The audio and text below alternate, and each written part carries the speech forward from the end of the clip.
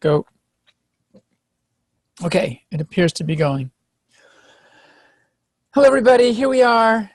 How many months in? 3 whole months in, basically, from our annual meeting. So we made a lot of progress. No, actually, a couple things have happened right along the way. So even if some of us, like me, have been dropping the balls. Has everybody looked at the doc a little bit? Do we need to be dropped in the chat? Everybody's got it. So our top 3 priorities for the year: agree on values and vision, make a better case for why a civic layer is needed here, especially in the DWeb space. We need a website, and we want to do our reading group. So we've done really good on 4. Like, we've managed to do that. I think we are not in active progress on any of the other 3 goals. And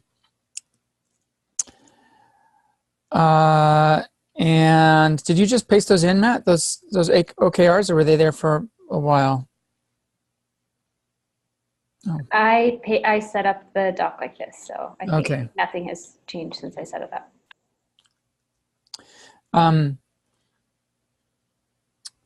Well, so what's on the agenda is 20 minutes for looking at vision and values, 20 minutes for reading group and some other things. And what happened to partner updates and partner updates years before that? And the OKRs, sorry. So shall we do partner updates first? And in the order they're in here in Query, Protocols, and Edgy. So you want to go first, Query? Yes, sure. Can you guys hear me? What is that? I'm now seeing 2 Matts, a frozen Matt and a moving Matt. This is good. Yeah, okay, so being quick updates on what's going on at Query. What's been going on? We've got a lot of stuff. Long story short, we've been really trying to refine our process for getting the second 80% of Query done, which is the bit that, so you do the first 80%, which is like make all the mistakes, and then the second 80%, which is like turn it into a product. And so things are really coming along. We have I'd rather than just share like a tech update, we've got a release that'll come out this week that we're very excited about. I think the biggest things that I'd want to give an update on surround our some of our community building, sort of we're doing at Query, and some of the contacts we've been making and conversations we've been having in and around the open data space, stuff that's happening largely sort of in New York, but a little bit sort of globally.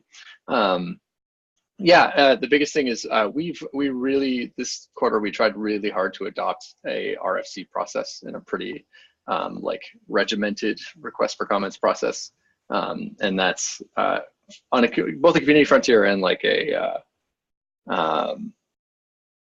guidance of the project, avoiding this sort of like BDFL syndrome a little bit as much as possible, is actually really starting to come together.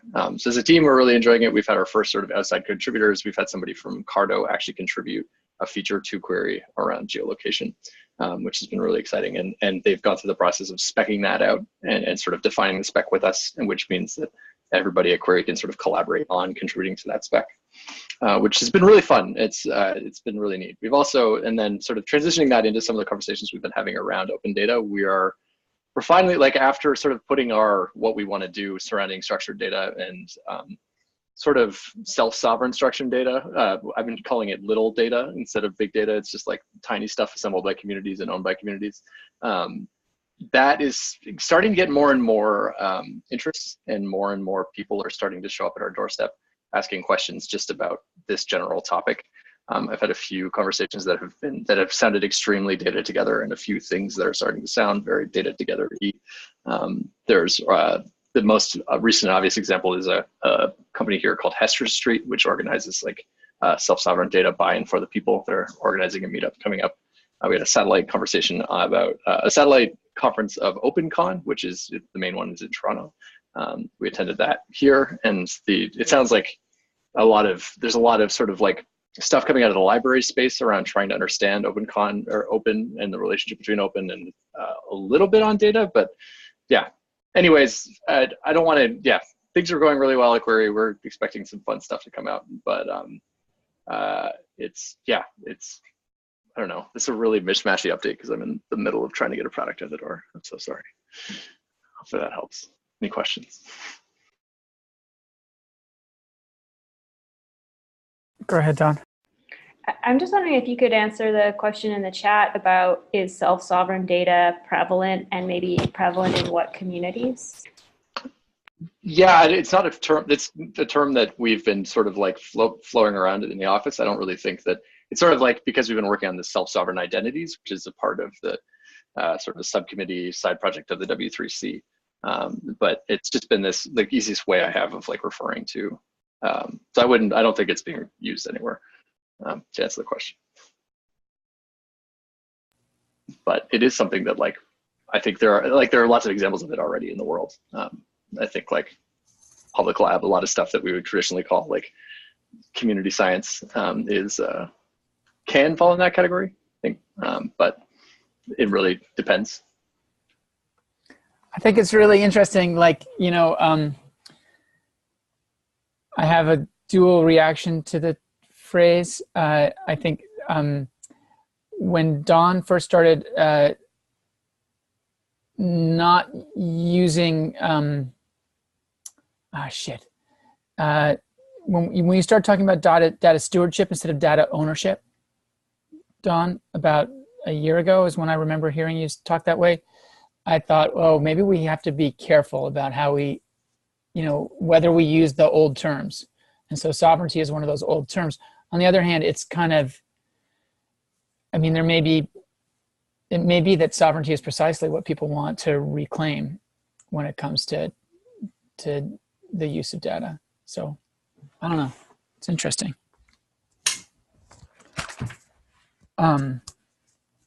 I thought that was really cool. Are there other questions?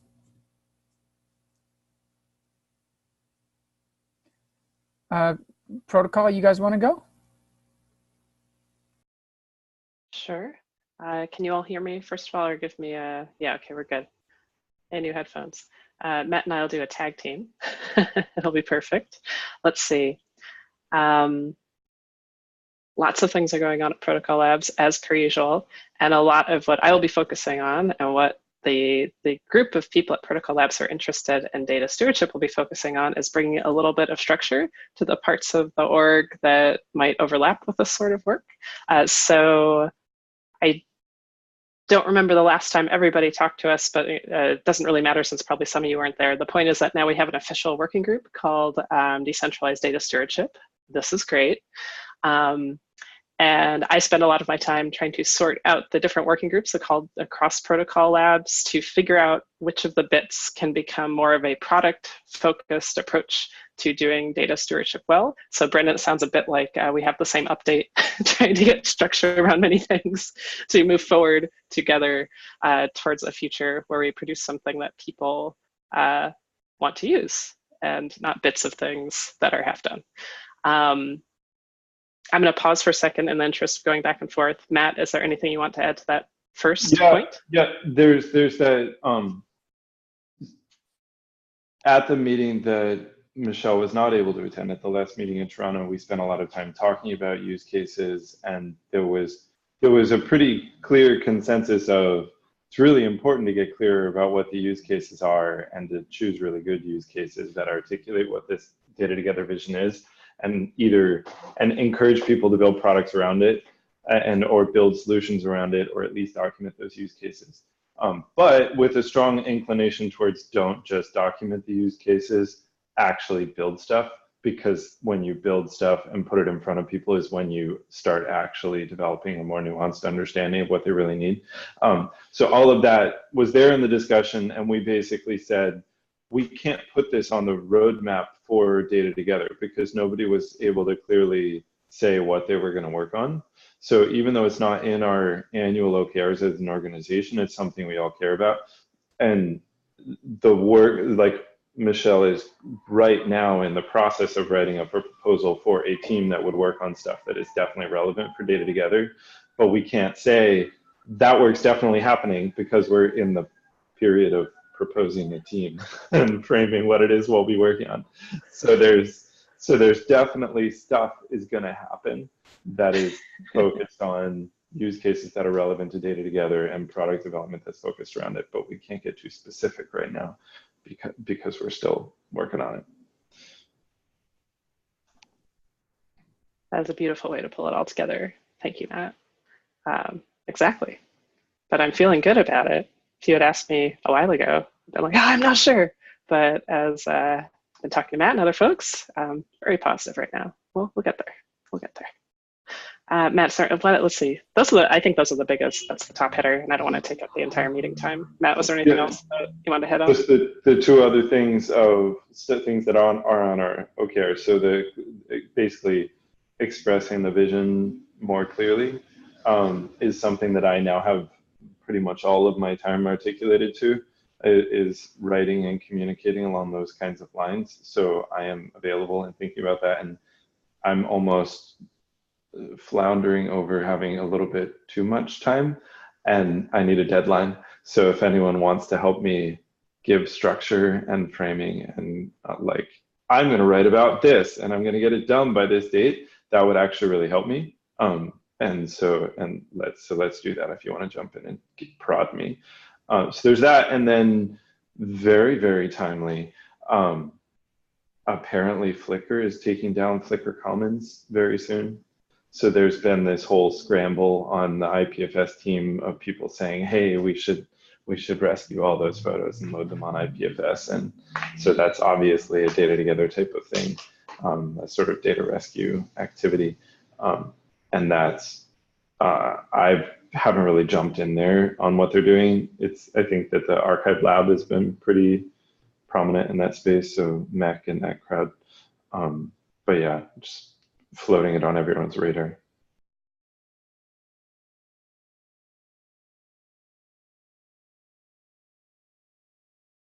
Anybody from, are there any questions? Anyone, you got a question? Yeah, I was wondering if y'all could give an update about IPFS cluster. I maybe just wanted to say the word cluster. It is a fun word to say. Absolutely.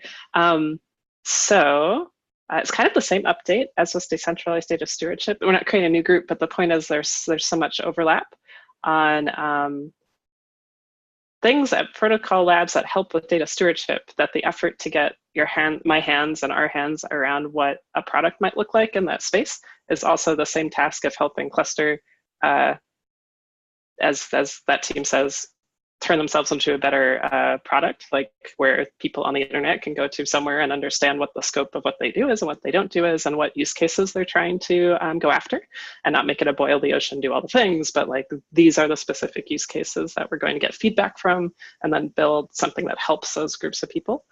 So that is right there. In terms of specific functionality and all that, up on the website, but I don't imagine that you're super interested in like the specifics of it. Don, was that a question about specifics or a question about like in general, the kind of direction where they're heading? I mean, mostly general, but if there's some cool like features that have landed or part of the roadmap that you think would be interesting to raise here, then I think that would be great. Let's see. Well, one of the more exciting things for me is getting very specific around how permissions might work between either, is it going to be node level? Is it going to be groups level? How would organizations work together to support? Is it a cluster? Are we going to talk about groups of clusters? What all that conversation looks like and policy layers on top of a cluster or a node or whatever that is. Those conversations are really interesting to me, and we hopefully in the next few weeks, months, whatever, we'll have a much, at least way of talking about these things in the team and then be able to share that more broadly to get feedback. So it's sort of like, let's get our house in order and then see what folks think. Brendan, I'm sure you've in particular thought a lot about this sort of thing. So of course you'll have many conversations that I look forward to, and of course, lots of other people on the team too. Let's see, top priority in general is moving off of Raft for consensus so we can move to something that can scale better, which will apparently solve many of our other problems. It influences this discussion about how the things work together, because right now we're constrained in certain ways about how big clusters can be because of Raft. And my understanding is that we are now doing lots of research on CRDTs to see what the future might look like. By we, I mean Hector. Hector is diving super deep and then might come up with something great and working with other folks. Yeah, CRDT. Let me write that in the chat here. So CRDT. And I don't know what it stands for. Yeah, I was going to say, can someone say it? Because I never remember it. Conflict-free replicated data types. So the R is replicated. Yeah. It's a way of, an easy way to reason about it is like, in order to get an experience that's like a Google document where I can be typing and you can be typing and all of our changes appear in an order, and the doc very, very rarely, if ever, gets confused about how these pieces should be assembled in order. That's CRDTs is a data type to make that possible. And it's sort of a whole category of research for making that kind of pattern possible. And it's actually the next generation from what's implemented in Google Docs right now. Google Docs uses one approach called protobuf, and then CRDTs is the like next wave, the next generation of research that started 5-10 years ago. One other cluster thing that's actually old news, but you might not have heard about, is you can add data directly to a cluster now. You don't have to add it to an IPFS node and then pass it to the cluster, which was how it was for a long time. But that changed like somewhere between 3 and 6 months ago, but might not have percolated out to you. I'm trying to think if there's anything else cluster related. That'd be super interesting. Sharding mostly works. That's good. So yeah, maybe that's all for now. Any other questions on that?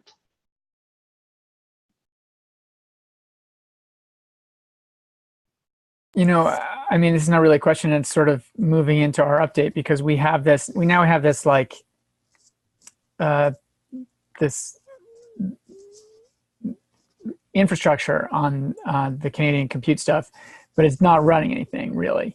So I mean, I guess the question, it's funny, this is not officially anymore a thing that Data Together does, and yet here we all are, all three of the partners, and we all need to be involved in order for it to work. The question is like, what would have to happen for us to ingest data on this node, serve it, and then make it like maybe querify it and make it accessible through a tool like Query. I think that's what we need to do at Edgy if we want the project to be, you know, potentially something interesting. Go ahead, Dawn. Sorry, can I ask another question about protocol stuff? And sort of mindful of time, you can answer this really briefly, but I think at the annual meeting, what came up was, you know, there's a kind of a turn towards community focus, or there will be some kind of big community things over the next year. And I'm wondering if you have any updates or thoughts on that. I think there was talks about public events around the public record. There was some other like simmering cool things that I know Matt Price was interested in. There's like a conference, y'all are launching meetups. I don't know what's happening. Building a new nation, maybe not. Okay, cut that one off. Not yet, although, you know, we have some pretty visionary roadmaps that include Mars, so I wouldn't be surprised if certain things are on there. Let's see. Well, actually, Matt, do you have an update on the building the yeah, one at least? Yeah, the public record events.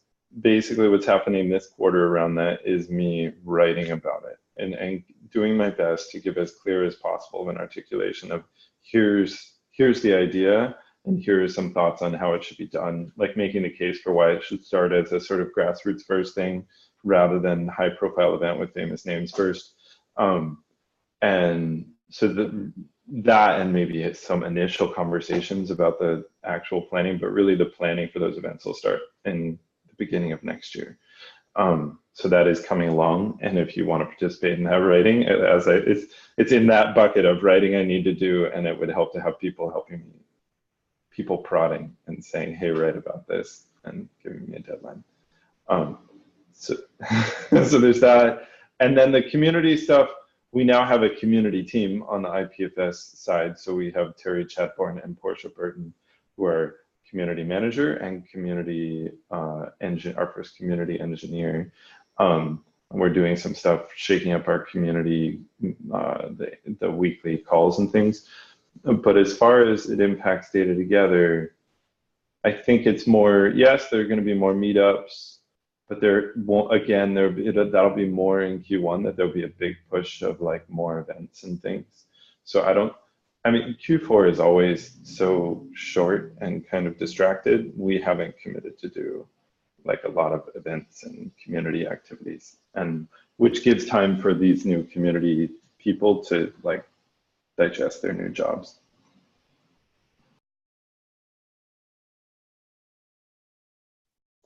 Exactly. And just before we go off that, if folks are interested, in the interest of time here, we can find another slot to go through some of the cluster stuff if you're interested. So we can get into more detail, but probably not right now because we have a lot of things. Okay, Edgy.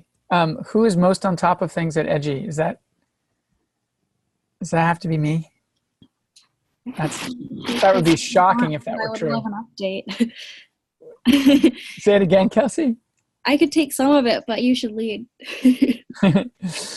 So, I think the archiving working group was definitely like had an energy injection after our meeting in Data Together, and with Kelsey and Kevin both coming on as paid employees, and then also Jevi as a part-time temporary person who unfortunately is done now, unless we can drag her back in somehow. But it's been really great having all those people around, actively moving things forward, and and pulling at Rob's t-shirt, trying to move him over to this space. Like I'm imagining like a 12-year-old just trying to move the mass of Rob. Yeah, so things that I think are relevant to Data Together are what everybody knows about the the effort to get what we used to call a Data Together node running on our infrastructure, and which now really just means, as I understand it, and I guess no one understands it better than me, unfortunately, it really just means IPFS cluster running on our infrastructure and accessible through some front end, which probably will not run directly as a website, but will instead be most likely the query app. That's how I imagine it. Although with maybe, I think we need to think about whether the kind of community level organization that has mattered to us most is going to be instantiated sort of by those tools, or whether there's like another piece that needs to somehow coordinate action between people and make things accessible. And we are just kind of starting to imagine small use cases that would be interesting to try out. And some of those use cases, some of those things that feel like Data Together do not necessarily involve the distributed web. Like we have this project on environmental impact statements or environmental impact assessments, which looks like is going to become a thing,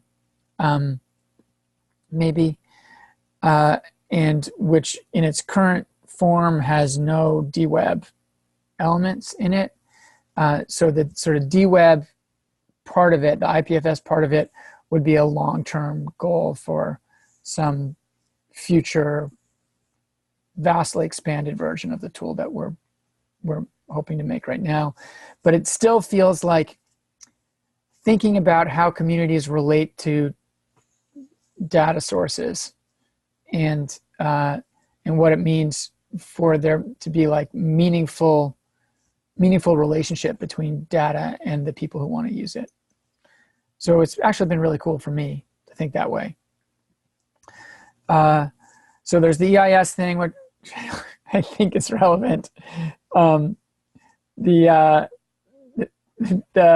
sorry, I got distracted. The EIS thing, the cluster being very close to maybe running on our infrastructure, and then I suppose the other thing happening in the archiving world for us was this flurry of interest in the destruction of documents at the Department of the Interior, which has calmed down a bit and which will maybe start moving on again later this week, but had a kind of echo of the old data rescue days, and trying to think about what it would mean to, if we had to do that work again, what it would mean to do it in a meaningful way.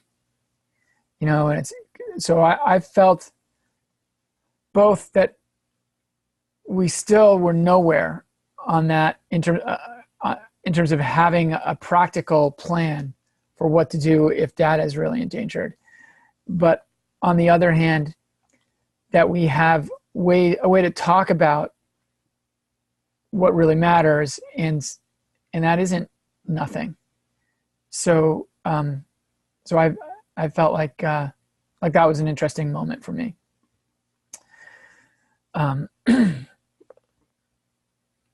Kelsey, do you want to fill in?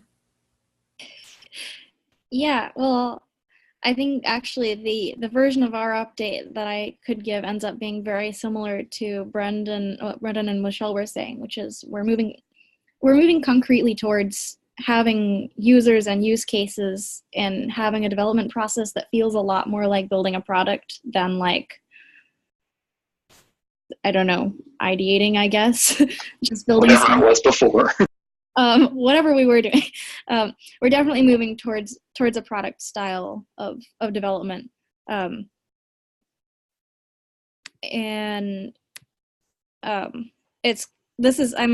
having an interesting time at this meeting because Data Together seems so central to what archiving is and what we should do, and it is also the project I am most confused about. I'm mostly hoping to gain insight by listening. I'm not sure how much value I can add by talking. I mean, I think that one of the reasons Data Together is so confusing is that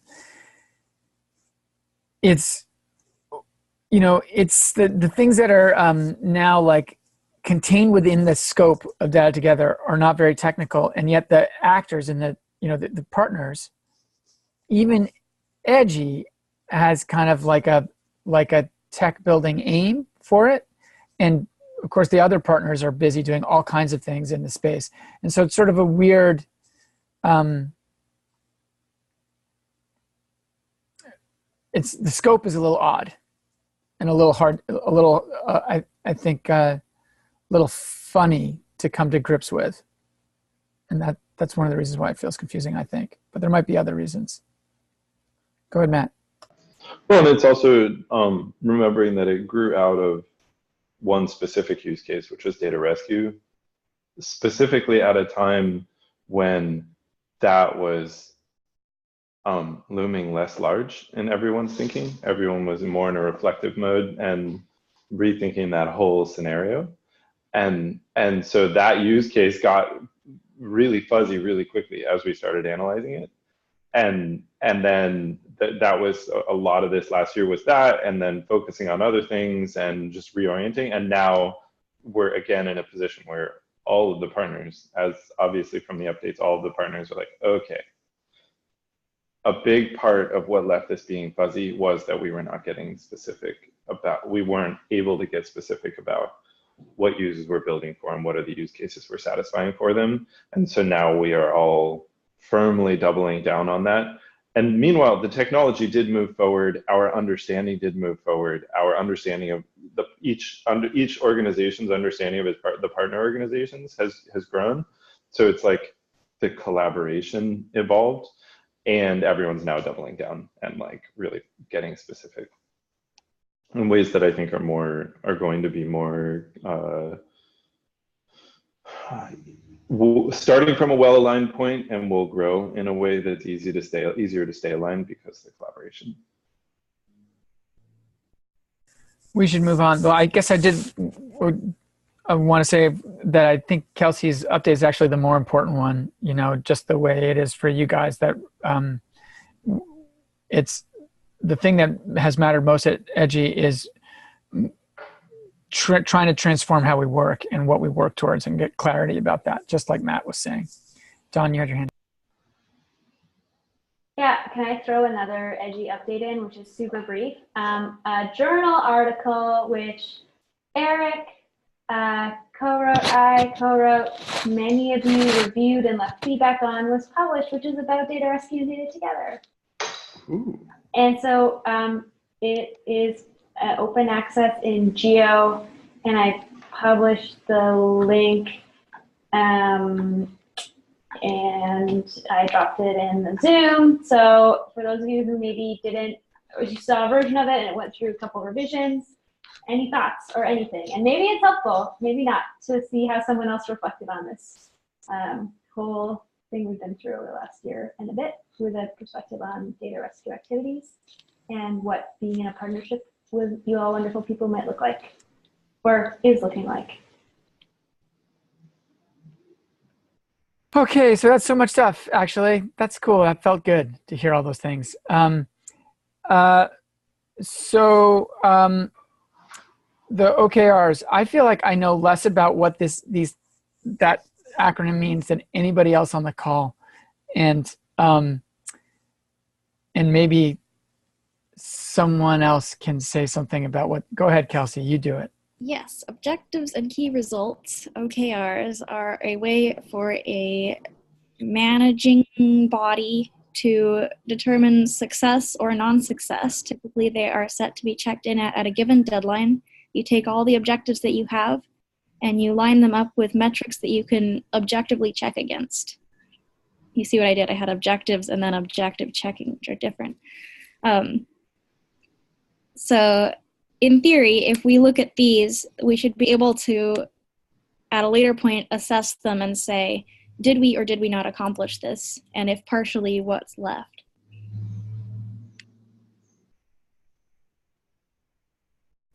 So in my ignorance, I look at what Don has written and I think, oh, that's really helpful. For me, in that it has goals and steps towards the goal. Go ahead, Don, but I wonder what other people. Yeah, can I just do a frame? So I just plopped in the end from the annual meeting. So what we worked towards and ended up with in the kind of bulk of the co-working session was this 3+1 priorities for the year. Matt Zed pointed out that they are kind of not all of the same kind. Like some of them are a key result, but one appeared to be an objective. And so that it might be helpful for us to sort of frame our annual goals using something like OKRs to sort of have our goals articulated as like objectives, and then know what the key results would be that would let us know we met those 3+1 priorities.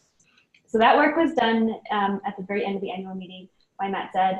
That's the highlighted section as like a draft, and I thought that that would be helpful to bring forward as like a straw person to kind of talk through the next like 15 minutes of how we need to make our priorities actionable and, or as Kelsey said, helpfully accessible. Who has thoughts about how to proceed in this process?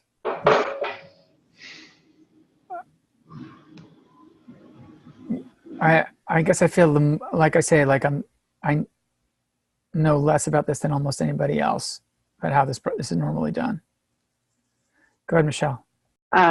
Just to ask, was the ask to, are we trying to align on the set of OKRs or whatever we're going to call it, the set of goals and ways to measure those outcomes? Is that what the ask is? I think that was, so one of the things we wanted to do was have OKRs.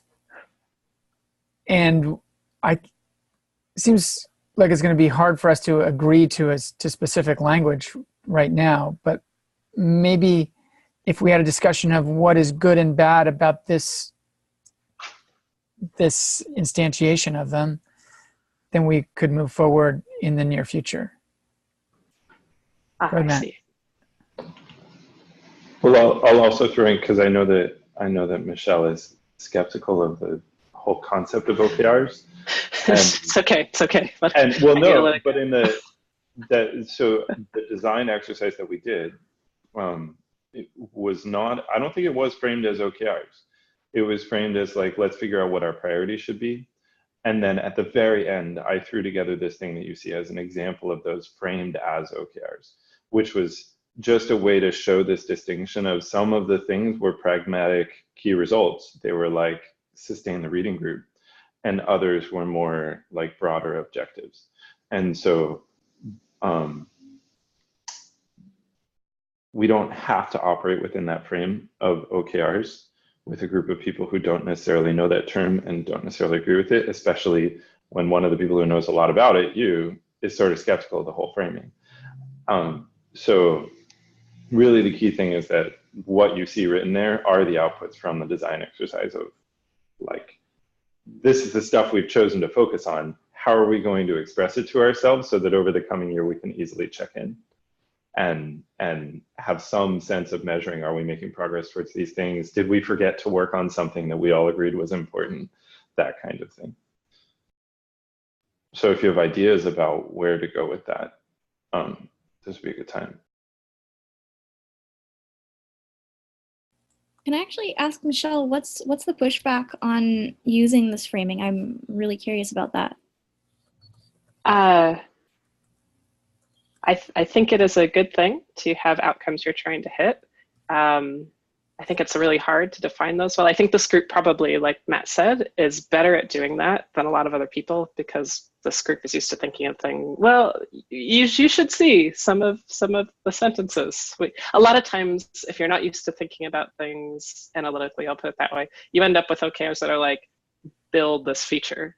And to build that feature, and to, build that thing, it ends up being like, add 1 billion users, and there's not really a lot of thought or a lot of not really a lot of grappling with what that means. This is a group that likes to grapple, so the words that came out of your design exercise are probably quite nice. So I often find using a quote unquote OKR process, it ends up falling because it's not a process that's well defined what you do next or how you use them or how you use that in a product development sense.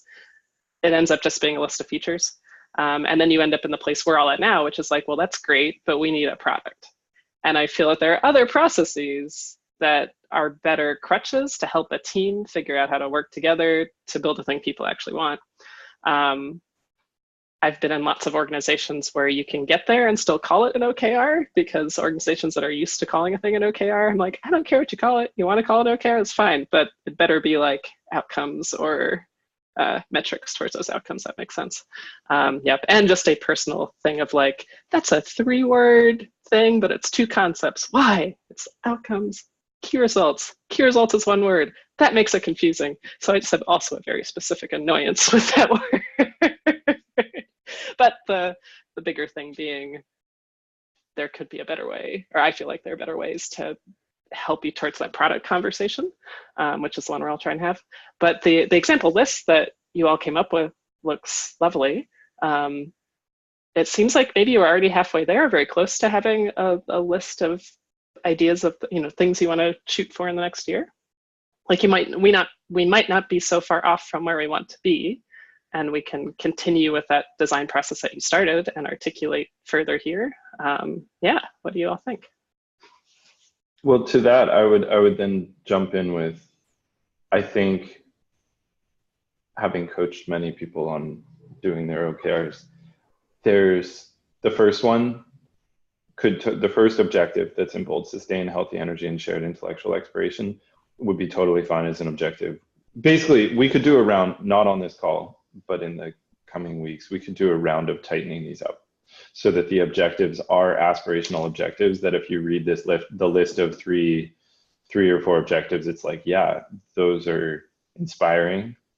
We all agree that we should try to work towards those objectives, and it's something that's like aspirational, like it's shooting high, right? So getting 80% of the way there is still a great success. And then the KRs, some of these are clear. Some of the things like clean up GitHub repos and Twitter is like not measurable, right? And so we could tighten those up to like express it in a way that we could measure whether we actually did it. Similarly, the making the case for a civic layer and our values, like I agree with that objective. I'm even fine with that wording. We would just need to figure out what is it that we're going to do to make that clear. That's where it says needs KRs. And that's so people could even subdivide that and take parts of that. So like, since I'm planning to do a lot of this writing, it makes sense for me to do that subdividing of the articulating, making the case, and say, okay, here's some great KRs that we could shoot for. Okay, I see. To say +1 to your point, I forgot to mention one of the things that I find frustrating about the usual OKR setup is that in what you're saying, you already defined 3 layers. I find to make this super useful, it tends to be a 3-layer thing. You figure out what that outcome is that you're trying to achieve, which is hopefully supported by research, but whatever, sometimes it's not yet. It's cool, like talking to people and seeing what they need product-wise. The outcome you're trying to achieve, the things you think you're gonna do to get there, and then another layer of, okay, how are you gonna measure it? Like, what are the things I'm gonna see in the world this thing's gonna change? And yeah, so in the usual OKR process with the 2 layers, it gets confused. Like you said, you end up having ones that are really KRs, but they end up in the outcome thing and do. So yeah, if we could even clearly articulate that layer, I think that would be super useful, and it'll be much clearer. It'd be nice. So if I'm next, then for me, like when I look at this list, what I like the most about it is the feeling that, like if we look at the first one, that sounds awesome. Let's do that. That sounds like a great thing for a partnership to have as a goal. And we can, as it develops, you can imagine bringing other people in as part of what we want from our intellectual community, So, and clean up our public face, I guess that feels less like aspirational. And so maybe what we mean is something more like clarify who we are and how you work with us and what it would mean to be part of us, and so that other people are invited, find it easy to participate in what we're doing. And that sounds great, So to me, I love these as like kind of our goals. Maybe one thing to ask is whether there's something 3 months later that feels like fundamentally left out of this set of objectives, or these kind of, of these objectives that we ought to add or somehow modify one of them. Brendan's up, and then I think, look, Matt's the next person. Yeah, it sounds lovely.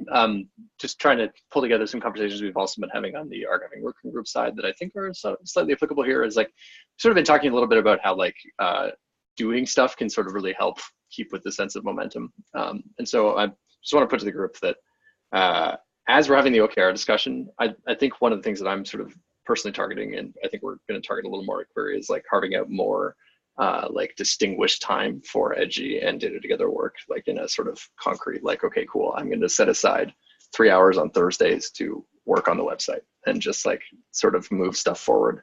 And so if it's okay with everyone, I think I just want to make sure we have actually ratified these goals as stuff that we said we're going to do, and like we're going to just like move forward on that, right? Yeah. And so and so as this is sort of a parallel discussion, then it's basically just, is it cool if I just start working on some of these things, or should we, stop?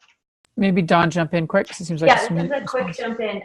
The latter half of this conversation is actually a check-in on the 3 of the 3+1. So reading group 2019, public face, website stuff, and civic layer.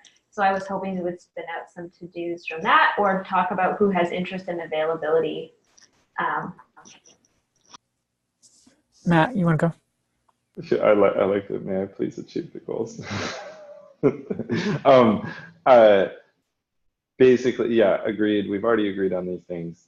I think it would not hurt, and I would take on doing this or pushing this forward. Just putting these in a separate document that it says it's our OKRs and fine tuning it, I think still would benefit. Like getting even just fine tuning the expression of those objectives. Things like Matt's rewording of that last one. It's not clean up our public faces, tell the world what we're up to and how to engage with us. I think is great. And so let's have a document that is that evolving expression of those things. There's the thing of timescale. OKRs set on an annual scale is maybe too long. Protocol Labs and IPFS, we do it quarterly, and that feels so exhausting. And as a result, the objectives end up being expressed in a sloppier way because you need that time to like think deeply about what is our objective, and then what does it mean to achieve that. And so let's just set these for 20, like say it's for a year, because we did it at the annual meeting, and know that things are probably going to drift by the time we are at our next annual meeting. The one thing that we're now 3 months in, the one observation I would add as like maybe a fourth objective would be support each other's work and align when possible. And that's something we're doing automatically. We just didn't list it. Is the like, hey, what's everyone up to? How can we help? Right? And so we might want to add that to the list.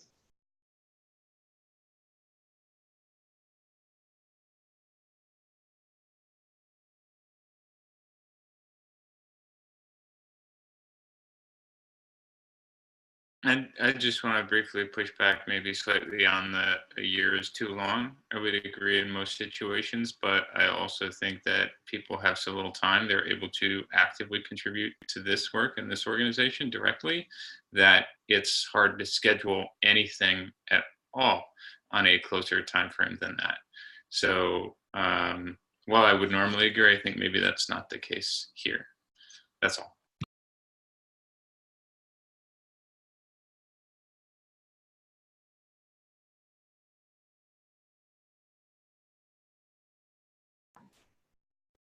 Okay, so if I understand the conversation correctly, we're good to move on. Matt, rather, as a kind of to-do, we have moved these into a document and refined them a little bit so they feel inspiring. Is that right? And clear, yep. And clear, yeah. Okay, sorry, now I'm in the wrong document. Totally lost in my tabs. So vision and values draft review. I don't think really there's been a lot of work on it since the first couple of weeks after the meeting. Does that sound right to people?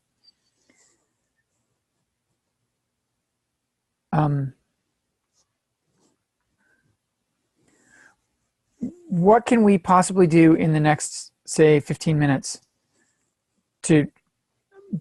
I think what we could do is spend 3 minutes reading it and say, yes, we believe in this and we want to get it done. I don't know, Dawn, you have an idea? Yeah, no, I agree. I think, obviously, I think 20 minutes is not enough time, but I think it could be helpful to have everyone review it and do a little bit of group reflection and note-taking, and people committing to like focusing on it with sort of these refreshed thoughts to check in on, or even like plan like, you know, a working session now. Like I think it would just be more getting some people who's say they're interested in kind of moving forward. And I think going through this other thing with a group about writing a vision statement or writing that, like identifying values, there could be a way that coming out of here, we want to like maybe know that we need to surface more values or like surface more people's individual thoughts around that to bring together. But we do also have drafts of all of this stuff. So I think we're kind of like moving through the process. It's just sort of keeping momentum and kind of having people be energized to take the next couple steps.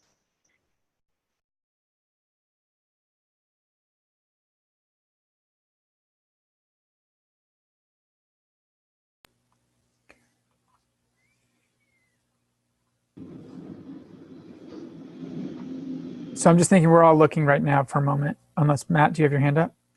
Well, yeah, that's, I mean, I'm rereading these. They're great. They're great to check in with. And some of them are pretty well spelled out, as you said, and there are others that are little, it's like a placeholder.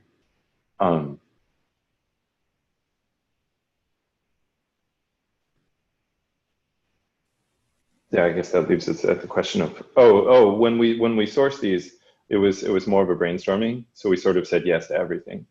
So should we also have when's the right time to potentially cull it down to less? While these are like, each of these lines is something that feels like I wouldn't want to cut it. So just throwing that in there as a question for the process too.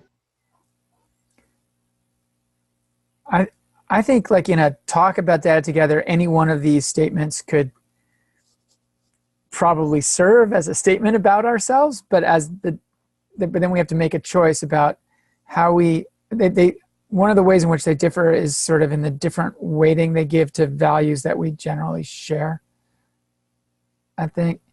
So maybe we could think of a timeline for getting down to one version. What seems like it's plausible?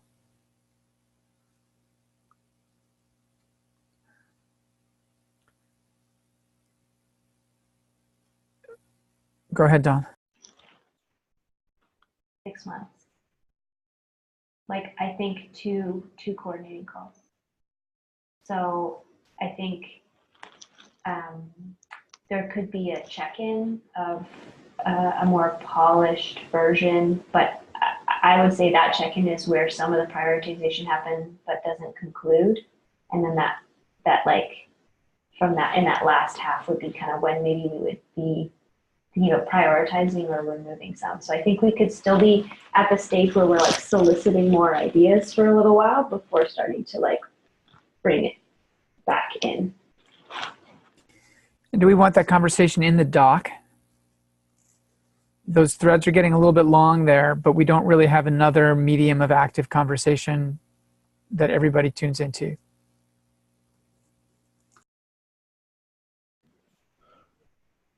Well, to that, with the mission one, we ended up with 2 documents. We ended up with 2 documents that had the same content in it, but one of them was like full of all these like different drafts and comments and people like rewriting it right below the line that was the original one. And then there was like a much cleaner, like, okay, here's the settled version. So we could try that again. It wasn't necessarily the tidiest or easiest to follow process, but it did result in a document that was readable and clear, and another document that's more of a representation of all the work that went into it. Well, I think since we believe in distributed stewardship, that we should distribute our ideas over as many documents as possible. So I absolutely agree. Eric, I kind of feel like you're moving your hand. Is that something to say? No? Okay, so the idea... Maybe just to say, like, I think that one doc or not is less the issue, more the issue is the process. And I kind of think that it needs, like, I think it needs someone to shepherd it through a process. I am mindful of the fact that we have tried to do that a couple times, but it's like a tricky thing to work through asynchronously and gather people around. So I think it's not a small task. But I think it's an extremely important one that we all prioritize this year. So like, I'm hopeful that it can happen, but I just want to say, like, I think someone needs to take it on to be like, I will steward this, but it's not small. Go ahead, Michelle. I was going to just offer I'm not sure if it is more or less helpful that I wasn't a part of the original conversation. If that can be a helpful thing, I am happy to try to just keep the ball rolling. But I'm not sure I'm the right person because I wasn't involved in the original stuff, so I don't know the history of how we got to where we're at. That's all. Brendan. I would say you're absolutely the right person, particularly given Don's sketch of it as a sort of bloom and then cull over 6 months. Yeah, I think we should totally do it. And I think the other thing we should try and do in this conversation is like like agree on having a set of discrete chats. Like Matt Price, I think you and I had said we would sit down and do an hour-and-a-half session, and that just fell through the cracks. And so like it'd be good to just schedule that, and that way it's an action item that we actually have to do. Specifically on that doc? Yeah, I think we both said we would work on that, put in some time on that doc, but that was more ideation and editing. Like that wasn't finalizing. It was more just, we need to put time into this. And so I'd welcome it. I think it'd be really exciting to have your hand on it, Michelle. It'd be a bit, it might be useful. It'd be a bit of like asking all you where you think things are. And then I'm like, wait, but this person said we're done. This person says we're so not done. That kind of thing. Oh, we're never done. Wow. We're going to have a beautiful first iteration. Rob, I hear you had your hand up. Sorry, I missed. I did have my hand up, but I had an idea of a process that I was going to propose, but Don proposed something else, and I think that's fine. So. Okay. So as I understand it, we have about 4 weeks to try to do this, and 2 weeks from now we will try to be at a place where we've tried some things out, and we're going to try to agree on a general direction. And 2 weeks after that, we'll move from a general direction to concrete text. Is that what you were proposing, Don? Or I said months. 2 months? You said a month or 2 months? I said 6 months total. Like I was like, half a year from now. Two coordinating calls is what. Oh, 2 coordinating calls, right. I was trying to make sense of that and I failed. But I 6 do months? love a deadline. For what it's worth, I think we should define a deadline, but I also think the more important thing is what Don said about having somebody who owns that process. So does Michelle own it? Stewarding the process. Okay. Steward or shepherd, you get to choose. Choose your at the Society of Fellows at Harvard, they have stewards for chocolate, port, and red wine, I believe. So you can choose which of those you want to be. Maybe you should be the chocolate steward. That's what I would choose myself. Never had the opportunity. So anyway, we're moving on, right? We've got that, and we've got a timeline which is 6 months or less. I see Kelsey. Yeah, hey, tell me if you just don't want to talk about this at all, but we do actually have some deadlines specifically surrounding vision and values in the grants, and also some stuff for technical stuff, some specific stuff that we're supposed to deliver on. Is this not the moment? Do you know what our grant says about vision and values? Does it say something about them? It does. It has we are supposed to agree on them. Sorry, I should have pulled this up already, but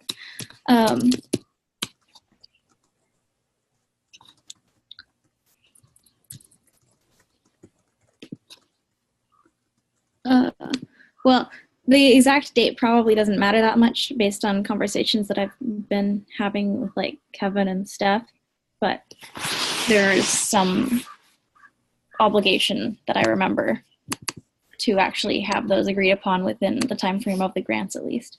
Yeah, can I just say, and I apologize in advance because I probably wrote that. I think we just speculated on a 2-year road, like way of saying like, we're gonna be involved in this partnership. And so kind of had a phase being like agree on mission vision over the first year, and then the second year studying about governance stuff. And so I think we had we hit the, like we did the annual meeting, we've done some governance work, et cetera. Like I would say, but I do not remember accurately that we're not far off from what we said we would do over the first year, but it's in a grant that's a 2-year grant. So I'm not sure how edgy is sort of reconciling deadlines versus reality, but we knew some would slip. That is my reflection. And yeah, just being mindful of what Matt is saying in the chat about time. I will stop talking. Yeah, so I just wrote what I had to say in the chat, and I feel like we should move on because we're late. I think the topic of Edgy's requirements is an interesting and somewhat vexed one here, and worth for us reflecting on. Okay. Things we have left. Geez, reading group planning, dealing with the website, and how do we talk about a civic layer? Oh boy, can we make the reading group real fast if it's in the front? That's where. Go ahead, Dawn. Yeah, I imagine that this discussion stuff was like much more casual because this isn't like we have to really agree on things. It's just to like keep threads alive that we say we're supposed to be doing. So just to say that is sort of how we treated discussion stuff at the previous coordinating calls. So you all mostly know this, but we finished the 2018 cycle of the reading group. What? Whoa. And we have a upcoming retrospective, only an hour in the same time slot. I threw it in at the end of November. Matt said maybe at the end of me just doing this brief update, we can chat about Marvin or like the Q&A and whether that's still viable if we're given schedules. I set up a Zotero, gotta write that time, and send out invites. So you all should have them. I would like to, again, distribute admin responsibility. So please join. Some of you I noticed already have Zotero accounts.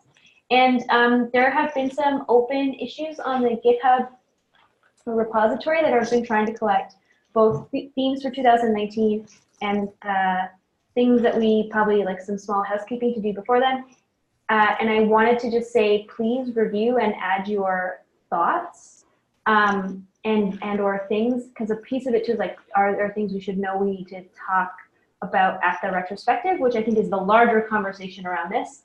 And the big thing I want to seed is like in a structure for next year, I think we found that someone has to be interested in taking on the role of curating and pulling together readings. And it doesn't have to be maybe like a whole arc the way we did this year, but I think just, are people interested, I think is a part of how we think about maintaining it. And then, yeah, maybe Matt said, if you have a sense about, we had thought about trying to do a Q&A with Marvin. Yeah, so just a question about so I saw we have a planning call next week at this time, right? Specifically to talk about planning the reading group, is that right? Or no, it's ready. That was a hold for Marvin, was the 13th, but I think it's not right? Yeah, that week, the update for Marvin is that he's busy that date. And I'm emailing with him to figure out when. I think in the delta between when we initially asked him if he would do this Q&A and now he's gotten a lot busier. So where at first he was like, yeah, great, sounds fun. Now he's like, any chance you want to talk to someone else from our legal team? And so I'm still going to press him because I think he'd enjoy it and it would be fruitful. But I'm trying to be respectful of his busy schedule. And so I'll just keep pressing and it might not work. And then, but I'll keep pressing a couple more times. But next week's definitely not on. So the 27th, so the week after American Thanksgiving, is the call that's specifically planning for the reading group. Something I'll just flag for that. John, you did such an amazing job of just curating the content for it and the readings for it. And so I definitely do have a concern along the lines of what you said of like, is there anyone who has the time and the interest to actually set up new lists of reading that are of that quality and even suggested questions, topics for discussion, because that's a lot of work and it's a lot of, like you've got to be deeply knowledgeable about a thing to do it. So we can dive into that on that call and design for for that, but it's certainly something that's on my mind. It was a ton of work that Dawn did, but I think the structuring of the course was actually surprisingly straightforward at the beginning. So I think like we could make a huge jump forward on that in a small amount of time, in a 2-hour phone call or something like that with a bunch of topics. And then we could kind of maybe try to farm out responsibility for the different sessions. So, so are we saying November 27th is maybe we'll try to do that work then, come with lists of ideas? And yeah, we have those I collected them from the bottom of all the call notes. So I was hoping to look at that, but I agree, Matt, with everything you just said. Like, I think we can do a lot of the thinking together, work at the front to do some of the difficult setup to kind of help make the responsibility of hosting down the road less taxing and welcoming, like for people who want to give it a try and learn. You know, it doesn't have to be something that you're an expert at, because I am not. Cool. okay, cool. So that leaves us, we still got 20 minutes and we have 2 topics left. The kind of public face refresh and talking and getting better at saying why we need a civic layer. So go ahead, Don. Can I do the start of the public face refresh? I wasn't sure if Kevin would be able to make it, but he's the other person who has news on this front. So and I guess Michelle as well. So I have been poking the website repo, just thinking about it and wanting to move forward, and a little bit of cleanup on the GitHub. So we actually did a passive clean of changes to the main Data Together GitHub repo after the annual meeting to reflect the current mission, and sort of have been going through issues. I think there's a much larger question around GitHub, which should probably be handled through like some degree of working sessions, just in terms of thinking about the roadmap repo and all of those other aspects. And some of it might not be settled in the near term, and I think that's probably okay. It's just like a way to point people to the right place. However, I think that the website is the bigger project and the one that probably seems like the first thing to tackle. And maybe like amping up our anemic Twitter presence. I don't know if that's the thing. I'm just so bad at TweetDeck. And I spoke with Kevin and Michelle just like about checking in on like timeline and understanding of the workflow or support from Protocol Labs for the DevOps and like so build and deploy process, because that was sort of one piece that prevented us from kind of moving forward on the timeline we were originally thinking on the website. And so where we're at is a clearer timeline, or at least having an answer sort of in the coming month from, I guess, Aaron and Michelle around like kind of what that looks like in the future. Plus also Rico has done 2 cycles of the wire framework, and I looked back at them and they're like still relevant and make sense. So I would say let's not recreate that. And we sort of stopped, or that where that thread stopped was the second cycle had been updated and we had sent it out for feedback, and I think I did some late night comments. But I think we need more. So I think we could sort of kind of, that process could continue. And then I know Kevin has an interest in helping support this as well. And I think that might be helpful to have an extra set of like, you know, hands coordinating.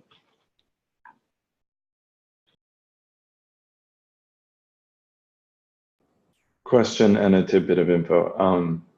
The question is all of that work, all that work is being tracked as issues in the Data Together /website repo? Is that right? Is that the main place to look? Okay. Yeah, and it's reasonably current. I don't think the full extent of like Protocol Labs DevOps, like the current state of that might not be there. We're like an issue behind, but there are issues related to it in there. Okay, but for someone who wants to just like track the work, that's the place to look.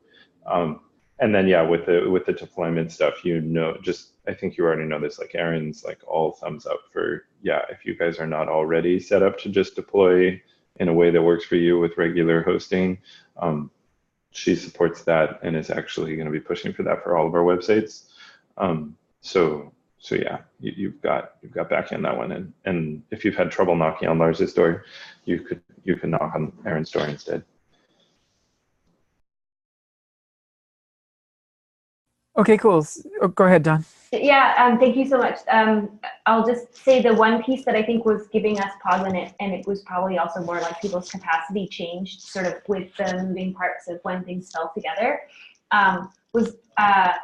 was wondering if the future of what deployment would look like would make a change on the tools we're using. So it was kind of like will the backwash like change how we want to develop this, because I think there's like the make scripts plus deploy to IPFS sort of component using Jenkins. That was like where we were at that edge of the that part. And would we do otherwise, I think was like, if that's not going to be the same in the future. But it sounds like we're going to have that conversation with Erin, so I don't want to like force us into specifics here. But if that got you interested, if you're like, yay, Jenkins, then yeah. Erin's leaning towards we should make your life even easier than that. That deploying any website should be as easy as deploying a static website like something that's using Hugo should be as easy if you're deploying to IPFS as it is for deploying to any regular old web host. And until it's that easy, we're just going to use regular old web hosts. And so if you're using Hugo, then just push it to a thing like a regular old static website hoster. And the IPFS thing can happen out of band. So yes, the content can be available through IPFS, but you don't have to do all that DNS munging and all of that. Down the road, hopefully there will be some wonderful product that's well designed and well documented that makes it just as easy to deploy it and serve it, deploy it to IPFS and serve it directly from IPFS. But that's not there yet. And so we're not going to pretend that it does.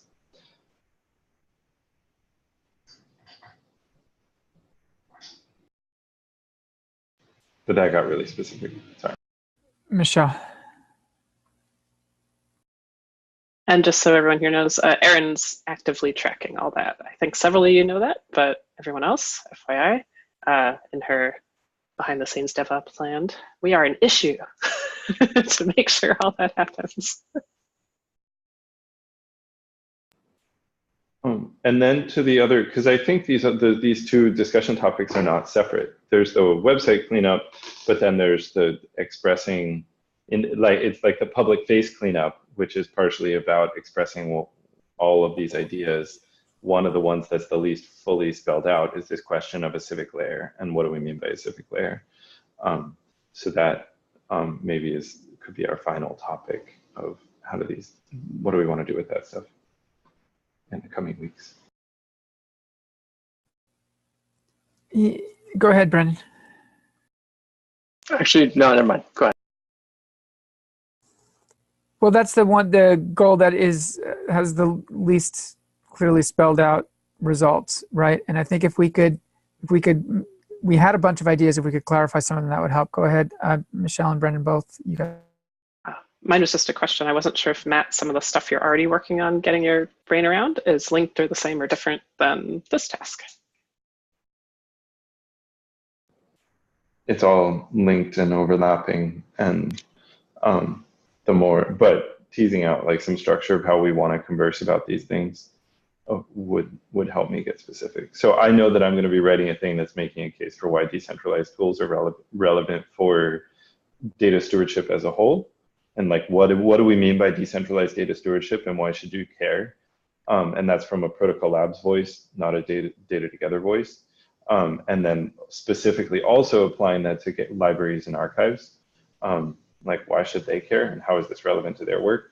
And so I will already be working on that. So it's more of a question of how are we going to thread that together with something that's maybe a variant of that same stuff expressed in a data together voice, or like what do we want to do there? And then particularly there's this question of civic layer. What do we mean by civic layer? And how do we, over the coming weeks / months, how do we want to work on clarifying what we mean by that and how we use that language? Brandon. Yeah, as a suggestion, but also sort of to like continue a thread that I think I raised in our meeting, our in-person meeting, was I really do want to go back through the recordings of our reading groups and start to synthesize some of that. And the reason I think it relates to this conversation is because those are chats from real people who are showing up and have done some informed reading and are helping sort of like make inroads on some of these questions. And so I do really want to sort of highlight an interest in that. And my plate's pretty full, but I don't want to overcommit to being like, I'm going to do all the things, but I definitely want to make, just raise that as there's a lot of value there. I think it would make really great, just like even if we took a summary of the notes and turn those into something, try to thread those into some sort of blog post for approval. I'd be really excited to have that as content. I just think that that is actually a bunch of people getting together and talking in a form that isn't really sort of dictatorial. And so I think there's just some practice content circle there that I'd love to see realized.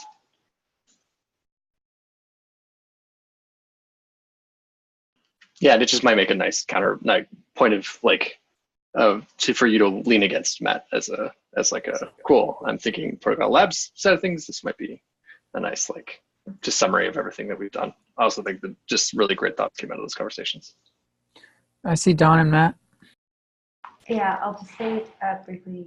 I think that it sounds like there's going to be some co-writing. So figuring out whatever that structure looks like. And we can share some like edgies protocols around that. Maybe if that would be a way to start to think about it. And sort of, I'd say especially maybe EDJ has done a lot of co-writing on calls together as a way to kind of try and think through some ideas. That could be good, but I also feel like a bit of a timeline about like when we think we could answer that question, and I don't see that final piece of writing and defining what it is as being near term. Like I think we could, coming out of some sort of condensing or reflection on the reading groups would be like a phase, but I think that would like actually probably be helpful for identifying more things people want to read about. Like I could imagine that kind of being a first brick and there being like a couple smaller, more ones. And I think just for me to survive as a writing person is like exactly what Matt said. It's like, I have to pick a deadline. So maybe a little bit of thinking on like where that as a thing would have most impact for us to help us structure when we would want it done and what it might look like would also provide enough constraint to just sort of start working toward it.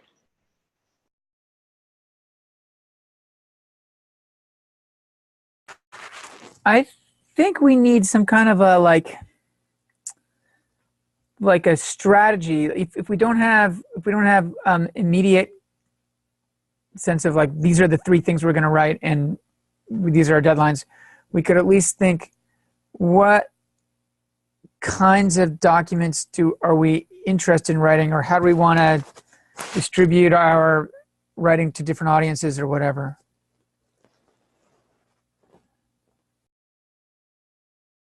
Michelle. Yes. And this loops back, I agree with everything everybody has said, and loops back to the reading group conversation. I know, and I talked to, I think it was Kevin, I was talking about something else, and we both said, for the 2 of us at least, we even would appreciate doing the same readings again. This kind of relates to that almost in the sense that it would be potentially super valuable just to use each one of those topics as a starting point, and those are the topics, and just condensing those down into something that's more shareable than watching the videos or being involved first person would be I would really appreciate that as a thing that exists in the world.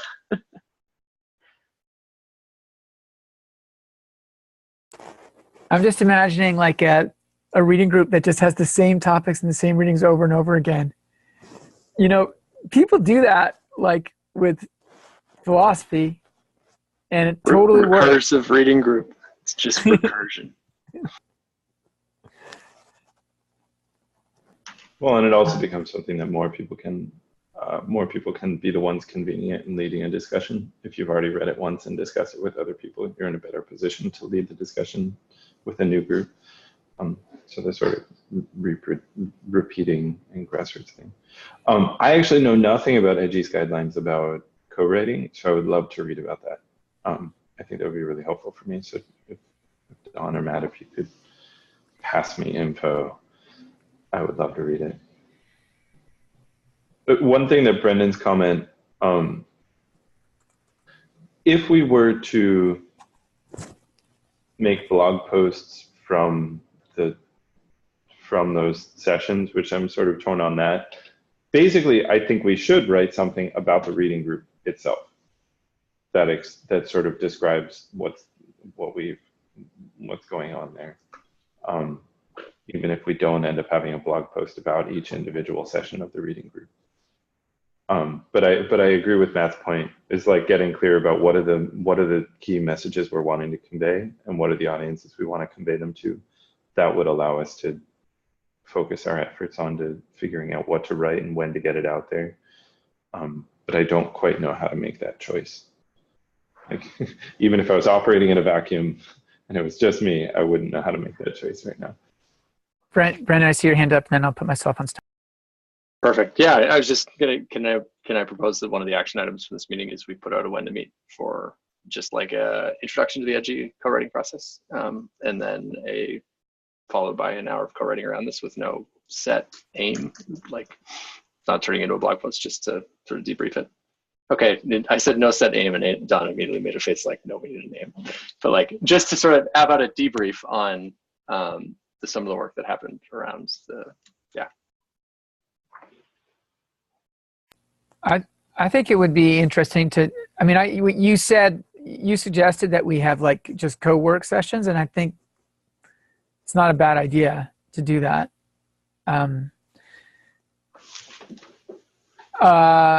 What I was going to say was we could also collect in a good place kinds of, descriptions of kinds of things we'd like to have written. And that might be a way to kind of kickstart the process. And maybe that's a Google Doc or just a markdown document somewhere. Go ahead, Don. Yes, sorry, Brendan. I think so. I agree. I think it would be lovely to have a discussion about co-writing plus start what Matt said, and I think that could be the first step. And just to pick up on the plan the reading group, I mean, I think they're super interrelated, but my one thought is that I was just trying to keep it short. We could go for an hour and a half and try and do both, but I was like, if it's an hour, that's probably a lot to try and get out of one call. Also, it seems like we've sort of defaulted around that time of day on Tuesday being a good slot for us. So I think we could just pick a follow-up date and just do like 2 calls close together before the end of the year for reading, writing. But also maybe summarize like what you people identified, Brendan, you identified, which makes a lot of sense, is regardless of whether it gets published as a blog post, I think a first writing activity could be like thinking from the notes to write a thing. And that has maybe not an aim in the strongest sense, kind of like what you mean, but has enough of a structure that we know what we're supposed to be writing.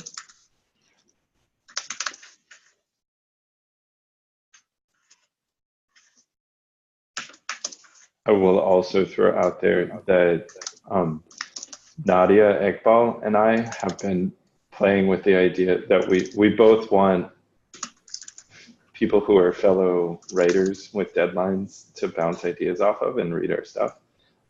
And so we've been talking about forming a club inspired by the Inklings, which was Tolkien and C.S. Lewis, where they would get together once a week and just read each other's stuff and discuss it. So it's more of a writing club rather than a reading club. And so we don't need to, I actually would not want to pull that under the umbrella of Data Together, but if there are Data Together people who want to Join that club. You should totally join our writing club.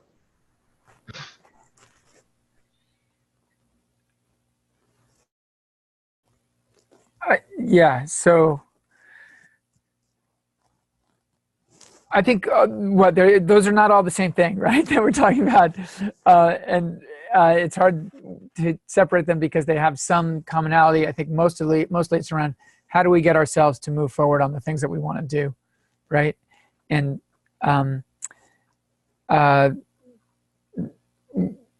it would be cool to have time reserved. You know, Edgy now has a half-hour meeting slot every day where you can show up every weekday if you want to just check in. But if no one shows up, then that's cool too. We could do something like that once a week, you know, where we just decide that we're dedicating a couple hours a week to this thing, if insofar as we can. Go ahead, Don. I think in principle, that's not a problem. But just to sort of caution or just flag, I think we're coming up on a busy season. Like we're in November, I feel like everyone's schedules collapse in like 4 weeks. So I don't know if this is the time to set up new standing habits. I think doing one-offs to set ourselves up for success in the new year might be like the way we want to treat it, just to like not overschedule ourselves. But I feel like maybe coming out of both the reading and the writing call could be a set of here's how we're going to proceed. And so maybe it is like a co-writing session or a standing co-working time. I mean, I think what we should do anyway, because this worked really well, though weirdly much longer than I imagined with the reading group, is that we found a common time that almost all of us can show up for something. And we might need to re-poll for that in the new year. I feel like people on academic ends tend to have their schedule shift at that time, like at a semester scale. But I think that could be like the immediate, not immediate, but near term to do too. So it's like we host these writing sessions. We figure out a good slot for work in the future. And then we kind of imagine coming at the end of the year and those sessions happening a sense of how we want to be working together in the fall or in the new year. Yeah, and I can also, I mean, I think we're close to closing up the call, but I'll hand off to Kelsey. Yeah, I mean, thanks for sticking around, Matt. Do we actually have more that we need to cover?